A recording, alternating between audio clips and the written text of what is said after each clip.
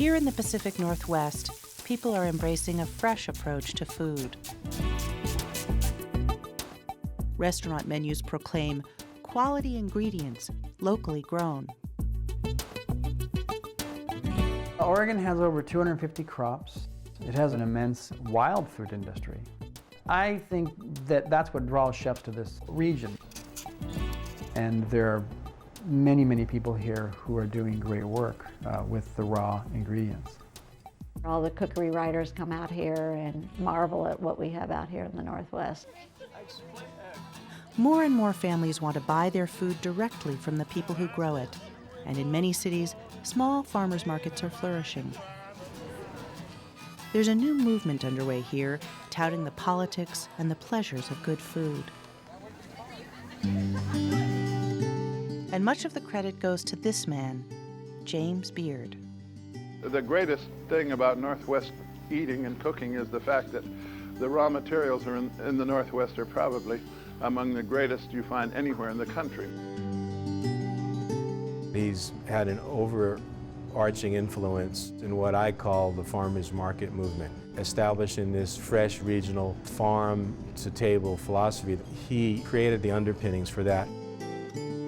He did, after all, preach the virtues of fresh and local for most of his 81 years. His style was really very simple. He said, buy the best produce you can buy and do the least to it, and you will have the best food. James Beard was born and raised in Portland. He later moved to New York, where he would write a newspaper food column and 22 cookbooks. The things that he wrote about are rather simple and straightforward. It's not a very fussy or very expensive cuisine. Beard hosted the country's first television cooking show. He was the Julia Child before Julia Child. He taught innovative cooking classes with summer courses in Seaside, Oregon. More than any other single person, this man defined the American approach to food. He made American cooking honorable and to be proud of.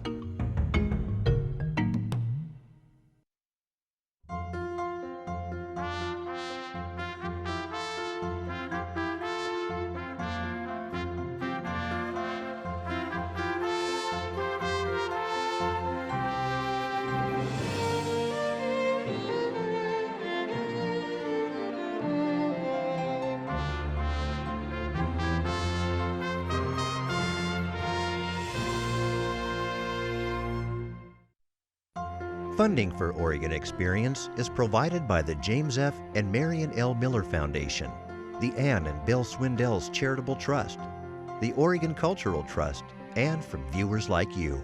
Thank you.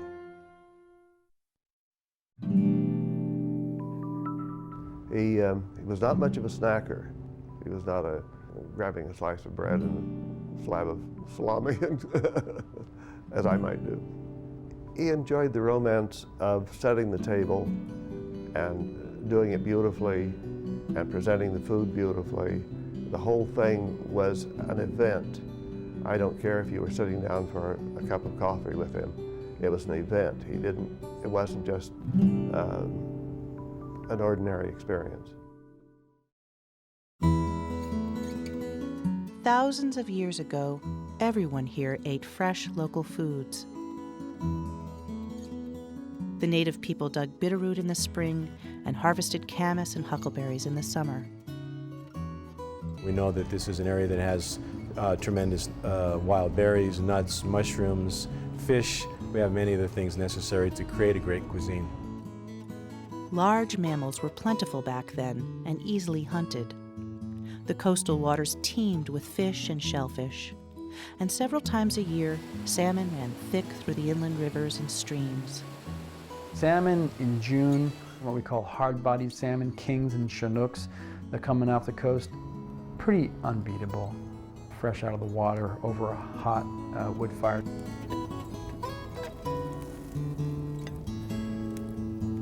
In time, as new people came to settle, the list of local foods became even longer. Potatoes were popular. Indians grew potatoes very early. They started growing them probably in around the early 1800s. The settlers brought seeds for new kinds of vegetables.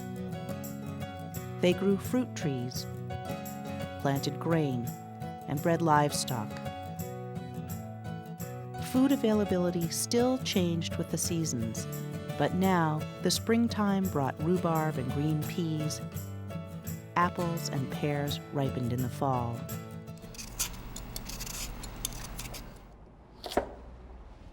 The first Oregon cookbook appeared in 1885, and others soon followed.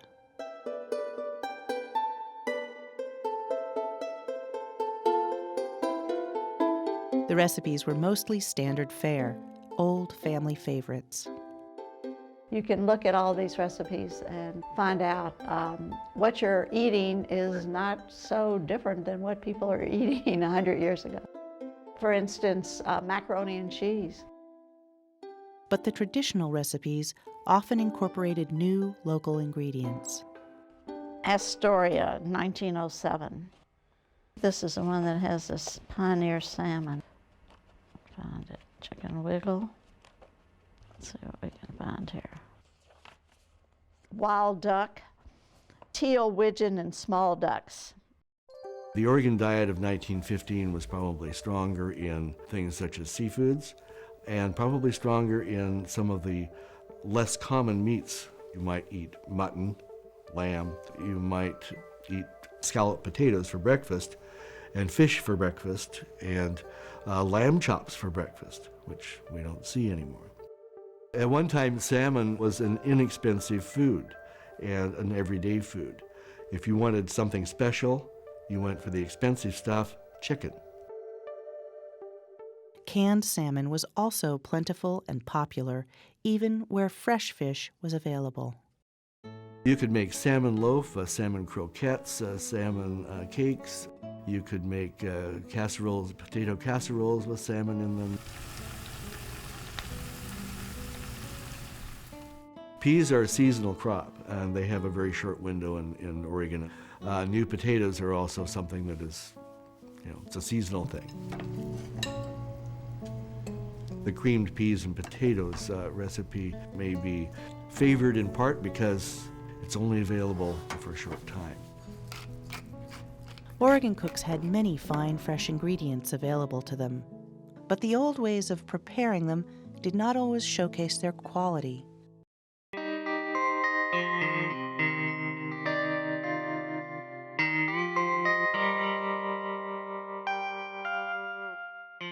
Green kale. Strip kale from stalks, wash well, put on to boil with a piece of bacon or a ham bone, cook about 2 hours. Then add a half a cup of barley, season well with salt and pepper, and cook 2 hours longer. So that's 4 hours for kale. I can't imagine what that would taste like.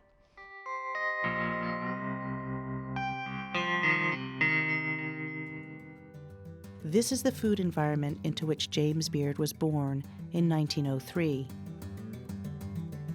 The Portland that he grew up in as a child was a truck farm city. In other words, close-in regional farms, working farms were still producing the agriculture that Portland as a city needed to feed itself. And in that way, he had access to food that was farm fresh.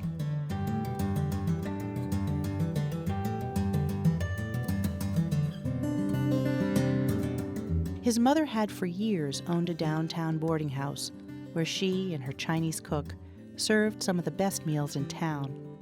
They had this interest in what we would now call local seasonal ingredients, simply prepared, just allowed to speak for themselves.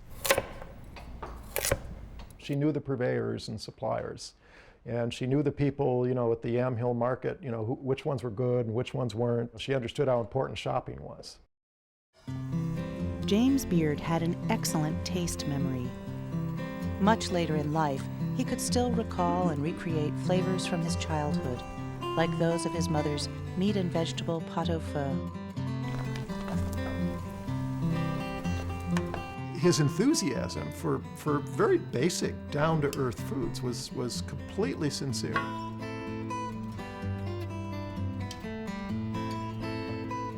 He traveled in Europe a lot. What he ate there, he thought it was great, But on the whole, I think he would have rather had something from home, beautifully prepared. James helped in the kitchen at home and with food shopping at the local markets. He was inspired by the European-trained chefs in several Portland restaurants.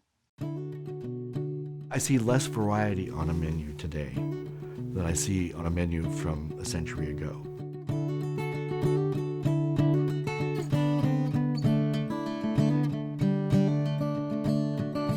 You would find rhubarb in the springtime, and you would find root vegetables in the winter on your menus. It's rare today to find lamb on a menu. It's rare today to find oysters on a menu. It's rare today to find crab salad on a menu. Cabbage dishes were common a century ago in homes and in restaurants. Cabbage, like carrots and onions, can be stored in cool conditions without a lot of trouble. And coleslaw is a way of using it that has an infinite number of variations. And I think that coleslaw makes a good relish accompaniment for a lot of different things, such as meats and poultry and so on. And it's something that we don't use very much anymore.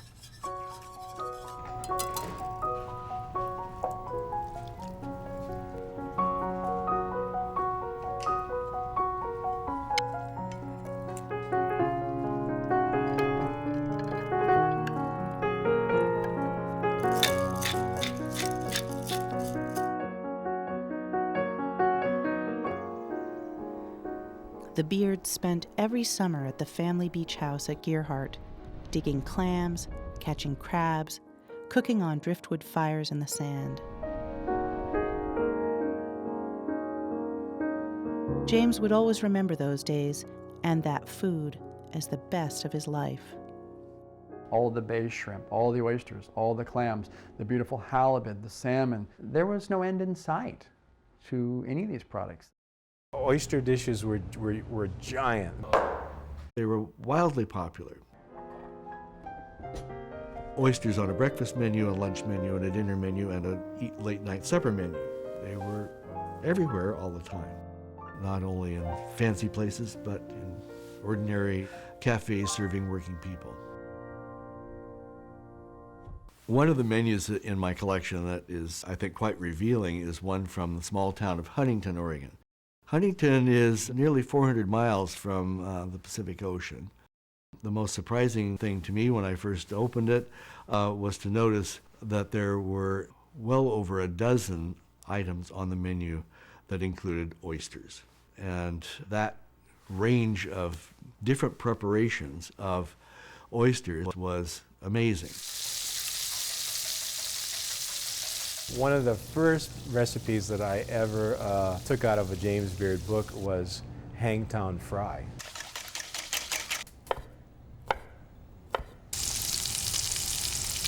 And Hangtown fry was a California Gold Rush recipe, basically of an omelet that had oysters in it.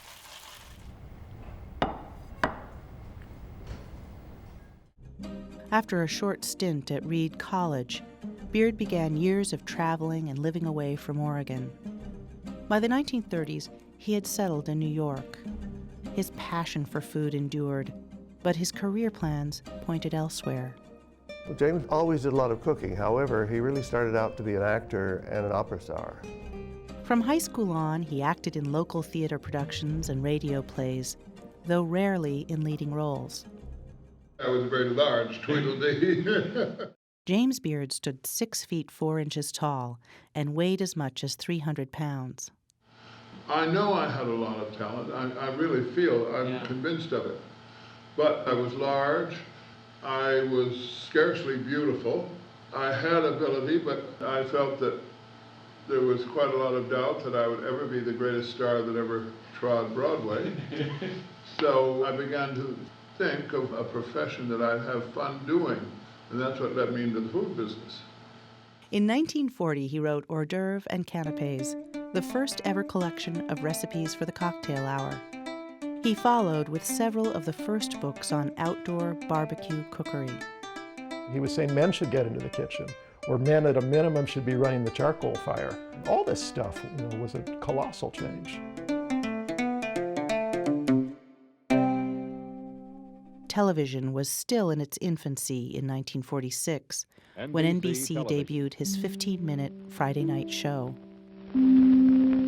I Love to Eat was short-lived, and no film record exists, but it was the first television cooking program predating Julia Child by more than 15 years. She always had this line about, in the beginning there was beard. French cuisine had long been this country's standard for fine food. But Beard celebrated what he called American cookery. A melting pot, he said, every bit as diverse as our population. I think one of Beard's contributions was that although what he cared about most was American cooking, and particularly American regional cooking, was that he was an omnivore. He enjoyed French cooking, Italian cooking, the cuisines of Asia, etc. It was all okay with him. It was all interesting.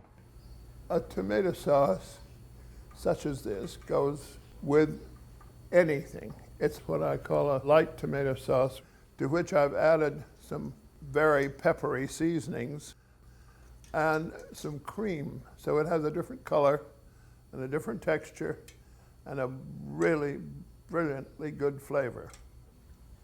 I'm a cabbage lover from the beginning. And this is cabbage sort of coarsely cut and sauteed in little either bacon fat or butter or oil. You can use oil too if you wish, to which you add a little bit of cream. With the cabbage, I think I'll use the green fusilli, the little corkscrew pasta. And we use macaroni if we please, and we use spätzle if we wish. I remember a beautiful dish of spätzle with crayfish at the Four Seasons that nobody would have thought of doing 10 years ago. Sometime during your career as a cook, you'll decide to serve scalloped cauliflower. James Beard wanted to make food interesting, even exciting, to everyone. But he was bucking a trend which began in the early 20th century that had drained much of the passion from cooking and eating. The home economics movement was very strong in the 19-teens, 20s, 30s. It concentrated on things such as nutritional values and food safety and food preparation in terms often of its the chemistry of it. This is where a recipe begins. It's down on paper, but it doesn't mean a thing until it's been tested and retested. Home economics said that what women did in the kitchen, in fact, was important. The idea that cooking was a kind of science which would keep your family healthy. And when Beard came along, you could say he was the step beyond that. He said, well, never mind if it's science, it's an art, and it's fun, and it's interesting. And if you take some care with it, it's delicious. Other forces had also been changing the way Americans ate. Advances in food storage, processing, and transportation had all but eliminated reliance on fresh, local products. In the Northwest, as throughout the country, the number of small farms was plummeting. After World War II, we had begun down the road of industrial agriculture. And along with that came all these ideas about convenience. Complete dinners, which only need heating and are ready to serve. Unfortunately, we're living in a convenience age where people merely eat to add fodder to the body. A wonderful dinner for three. It all comes in one carton. People were being taught that you should spend less time in the kitchen and you should have more time for leisure. Needs no cooking. Just add to milk and beat. In minutes, this terrific new busy day dessert is ready to eat. My mother would not have served a fancy dinner without a Jell-O mold. And she prided herself on having wonderful Jell-O molds with fruit in them and marshmallows or whatever. The salad is lime Jell-O with diced pineapple on watercress with center filled with cream cottage cheese. And the main dish is creamed egg supreme. Beard, from the beginning, was all about, you know, local ingredients, seasonal ingredients, local producers, and paying real attention to the quality of foodstuffs rather than just their price. I think his great contribution was saying, you know, a good oyster, a good pear from Hood River, you know, a piece of salmon, Dungeness crab or whatever. It's like, what more could you want? You know, particularly if it's fresh, particularly if it's from Oregon. James Beard once wrote, "Hands were the earliest of all implements for preparing food. They are still the most versatile, efficient, and sensitive." Now Dave comes over and tastes it and goes, Salt. Yeah. Does it need salt? And Beard thought that people should have fun cooking and experiment. I mean, would you order a hangtown fry in a restaurant? Only if it had a salad on it. Only that. So there's a modern version of the hangtown fry that we probably should take a look at.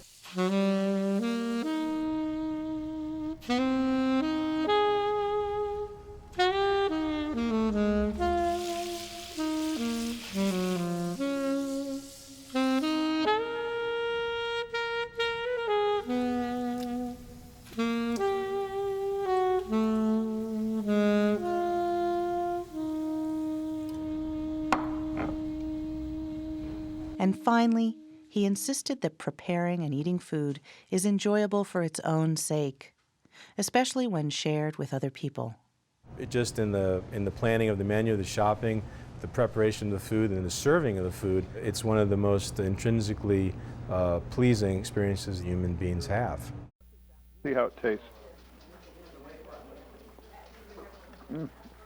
Yeah, it's awfully good. It needs a little more broth. In his later years, Beard considered moving back to Oregon. He opted instead to teach a series of cooking classes each summer on the coast at Seaside High School. The greatest thing about Northwest eating and cooking is the fact that the raw materials are in the Northwest are probably among the greatest you find anywhere in the country, because the fruits, which mature more slowly than some of those in the warmer climates, are more flavorful when they're picked. You have extraordinarily good fish, you have good game, you have good meat, you have excellent vegetables. One of Beard's other accomplishments, I think, was to almost invent a certain way of teaching cooking, of creating a kind of classroom where people could learn to cook. They'd concentrate on what's in the market today, you know, what can we do with it, what techniques do we need to learn to handle this particular recipe. What can we do with this to make it delicious, and how much fun can we have cooking it? This day's project, a galantine, began with a whole boned turkey. These are some wonderful pictures, great memories. We use pork sausage, and then we put chunks of ham, chunks of turkey. We put pistachio nuts in there. That looks like truffles there, and some liver. We put hard-boiled eggs in there. Green onions, and anything that we can think of. And then we rolled it up and poached it. And then once it's cooked and it's sliced.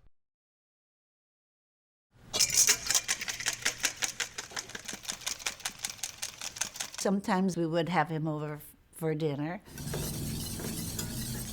The first time I was so intimidated I didn't know what to serve him. So I took the easy way out. I fixed his mother's clam soufflé, and he loved that.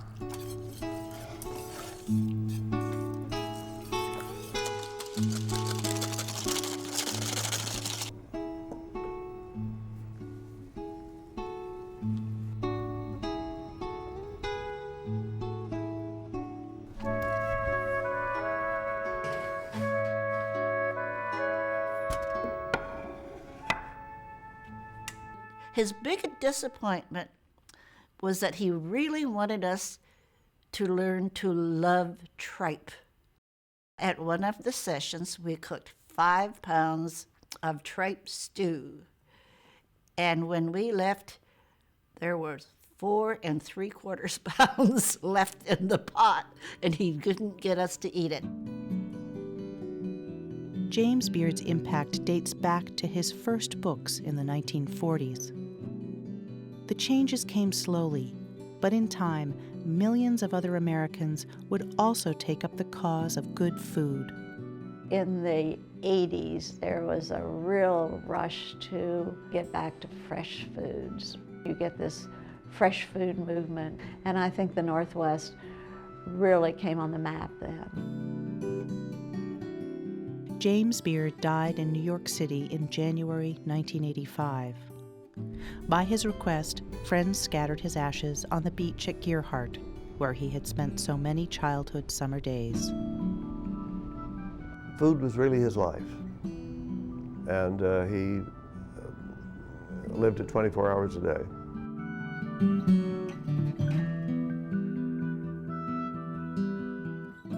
Cooking apples, or Gravensteins, and the other apples we use in the fall are so good if you peel the top off them and add either honey or sugar and some butter, and I sometimes put a little vanilla with them, and then baste them like mad while they're cooking, and it works very well. When you go to a farmer's market, when you turn on the TV and you see all these shows about cooking, the emphasis on the fresh and local, on caring about ingredients, the idea of learning to cook and practicing it as a kind of art form, all that stuff, I would say, is the legacy of James Beard.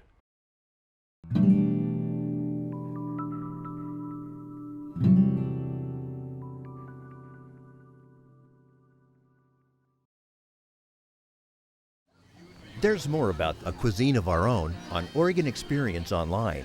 To learn more or to order a DVD of the show, visit opb.org.